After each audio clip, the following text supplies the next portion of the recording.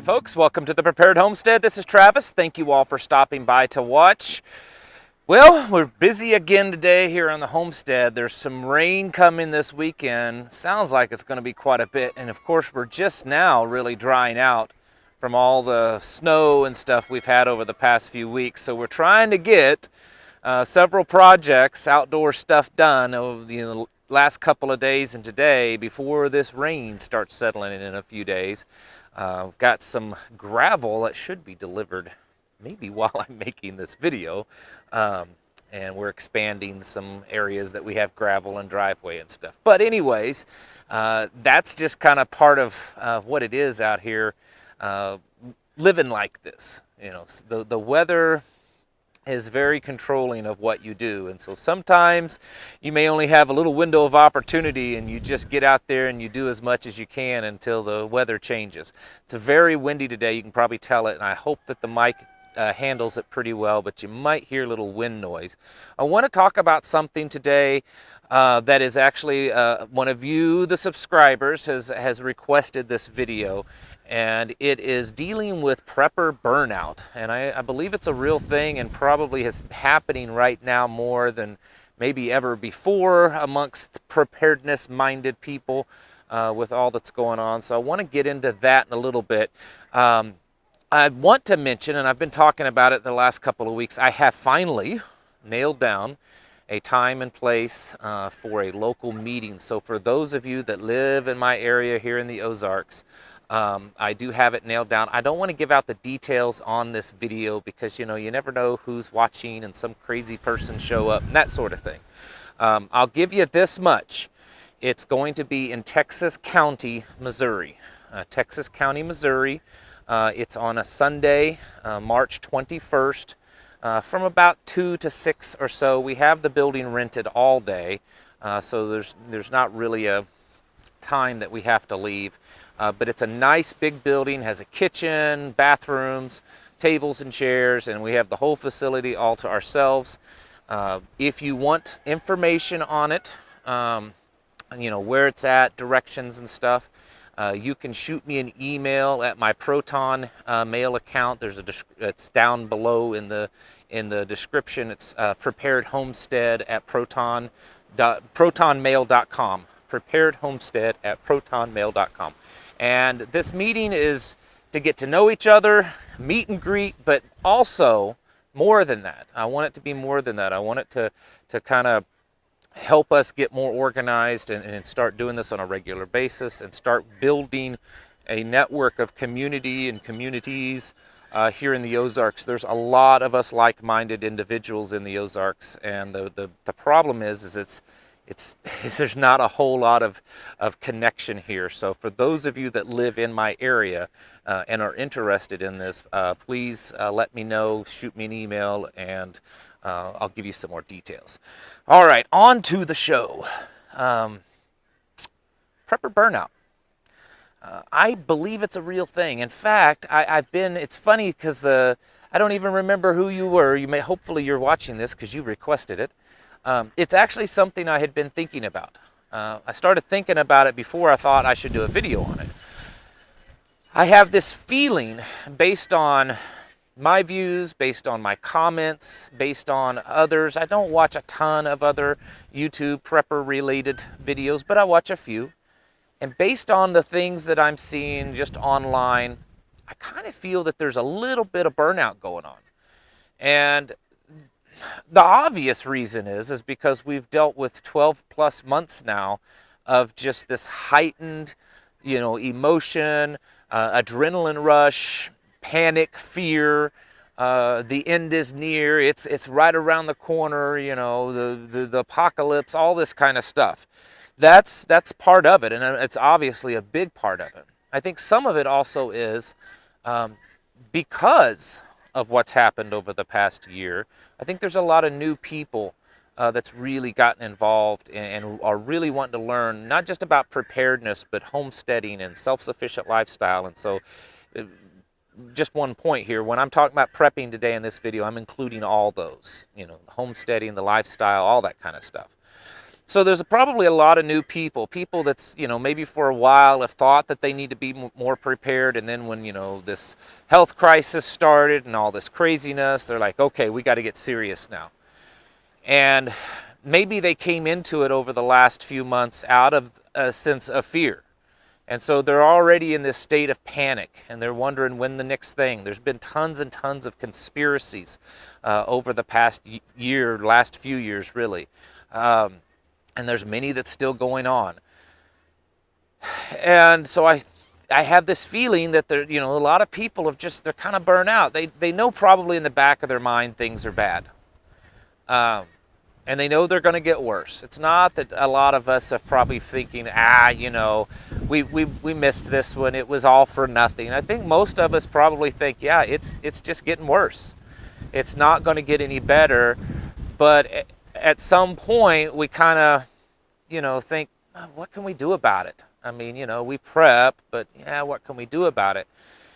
And while there's nothing wrong with not being in this heightened state of fear and adrenaline and emotion, because we really shouldn't be that anyways, there's also a problem when this happens. Hold on just a second here. There's a tree right behind me and the branch just caught my microphone wire. Didn't want it to yank it out while I'm talking. There's also a problem when that happens of just becoming complacent. You just kind of, it's not going to happen. It's not that bad. I mean, yeah, it's bad, but what are you going to do about it? Just sit back and just let it happen. And then what happens is we can also become lazy, and then things catch us off guard.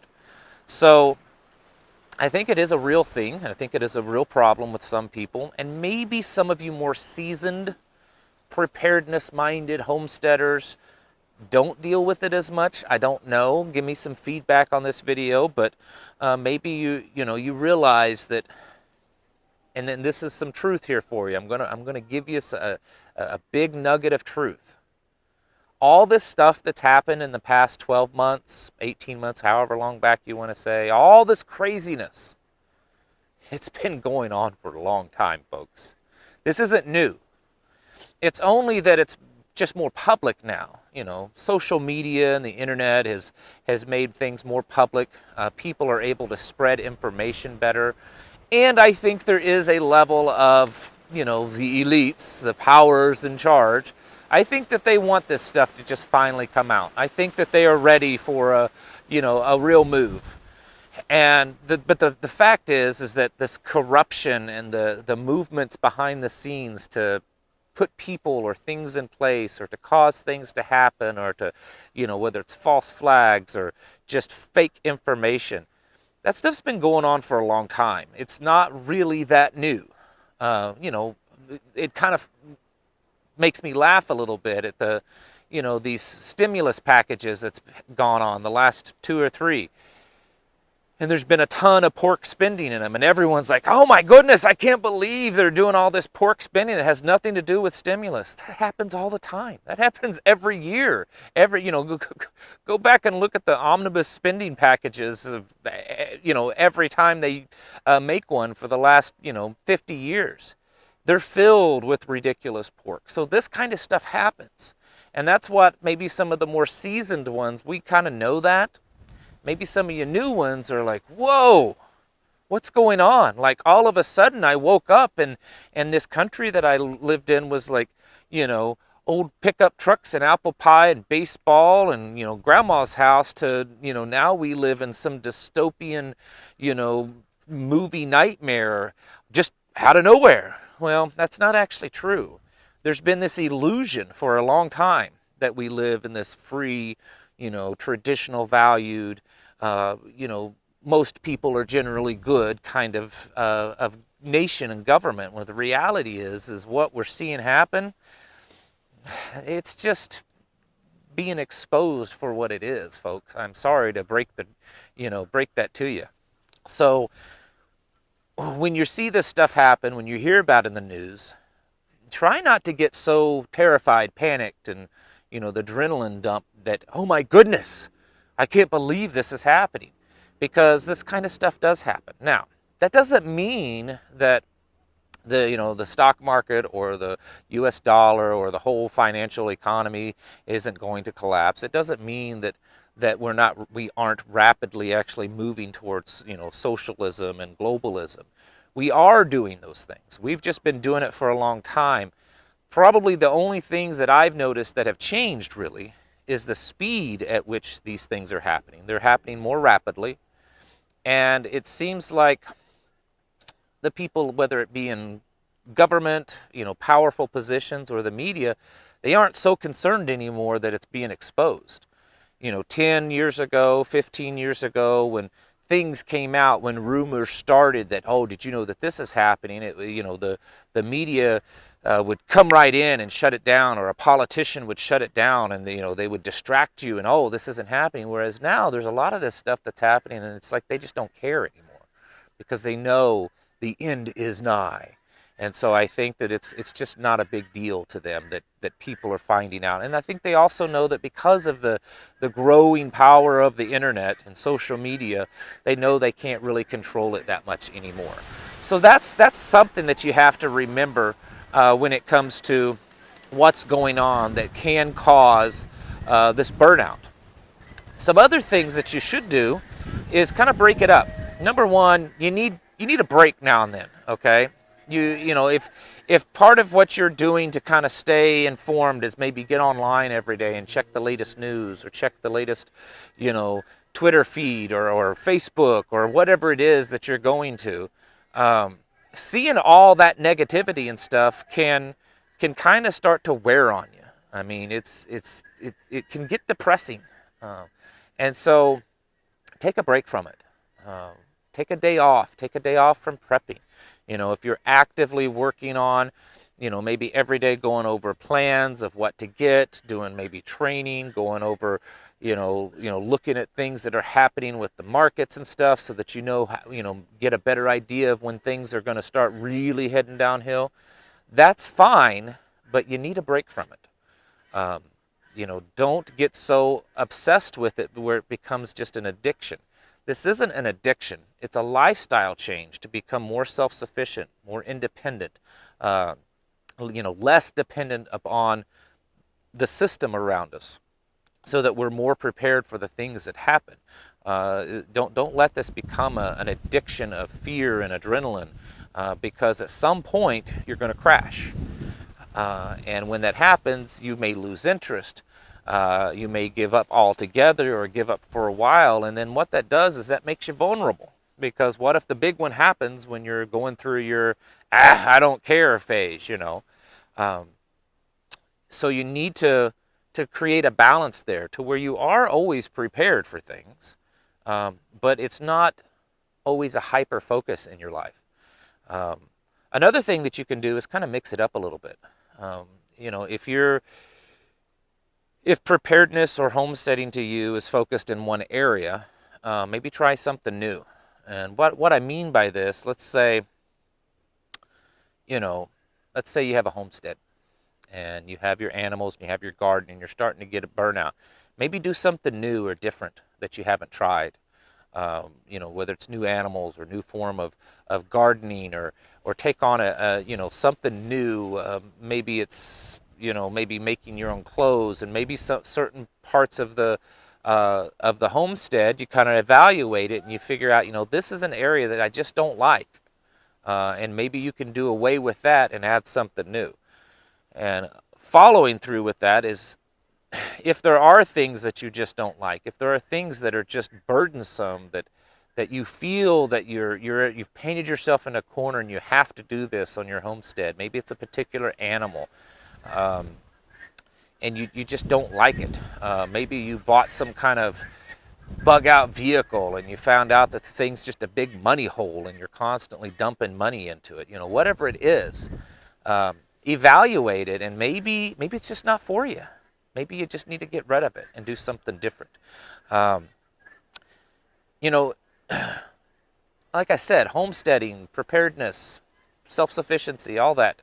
It's not a hobby. It's a lifestyle, and it's a lifestyle to benefit ourselves, not just through safety, security, survival, but also just a better way of life. Uh, uh, you know, just an improvement of our life in general. And so you don't want to just do away with it. You know deep down inside that this is the right thing to do. So when you go through those burnouts, when you go through periods where you're just kind of tired of what you're doing, or it's stressful, or it's depressing, or it just saddens you because you're, so overwhelmed with all this bad negative stuff that's happening, it's okay to take a step back. It's okay to take a day off, a little vacation from it. I wouldn't go too long, or at least if you do, make sure you're staying on your toes of taking care of the property and making sure that you are still prepared. But it's okay to not check the news every day. It's okay to, you know, splurge a little bit once in a while. Maybe you have spent every extra penny over the past weeks, months, or even a year on getting more prepared. Maybe maybe you're married, you and your husband, or you and your wife decided we are going to trim down the fat of our budget, and we're going to take every available penny and put it just towards preparedness, so that we're stocked up. And so maybe you and your husband, or you and your wife, your spouse, maybe you haven't gone out to dinner in a while. Maybe you haven't, bought yourself something, or done something fun with the family. Maybe it's time to do that. And that's okay, because the most important things is yourself, your mind, your spouse, your children, your relationship with the Father in heaven. Those are your really most important things. Now, of course, the whole homesteading and preparedness lifestyle is to protect, support, encourage, and make all those things better. But if you're so focused on those things that you're neglecting your relationships, your real human relationships, then it's kind of, what's the point? So don't allow it to actually go to the point that it's damaging your relationships, or damaging your own self, because you're so, it's so terrified of the next thing that happens. The reality is, I think it is getting worse. Like I said, I think it is getting worse. I don't think we're just going to wake up one day and it's all going to be back to normal, and it's going to be, the Mayberry Show, or Leave It to Beaver, or, some little cushy, wonderful life like that. I think things are getting worse. And I don't think that's being a doomsdayer. I don't think that's hyping things up. That's just a dose of reality. The flip side is we can't constantly live in fear. In fact, that is why we prepare. That's why we live the way that we do. It's because we know the possibility of things happening are real, and so to have an insurance policy against that, we prepare and we homestead and we live a more sustainable, self-sufficient lifestyle.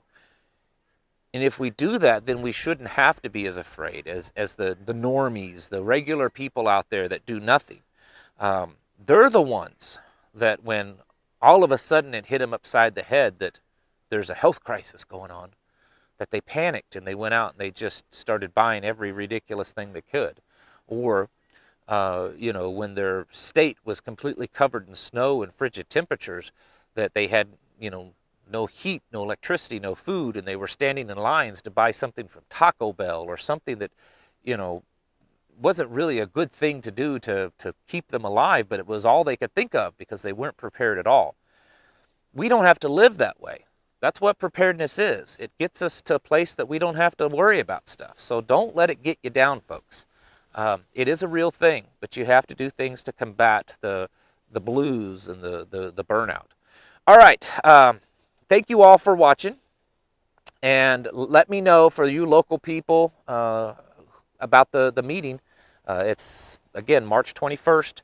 And I understand that date may not work for everyone, but it's hard to pick a date that does work for everyone. So this is the one that picked because it was available, and we'll go from there. I tried to make it where, people that go to church, whether they go on Sundays or Saturdays and stuff, this kind of falls in between, and work and all that kind of stuff. So let me know, and we'll get you down, and I'll get you some more information on it. All right, thank you for watching, and I'll catch you in the next video.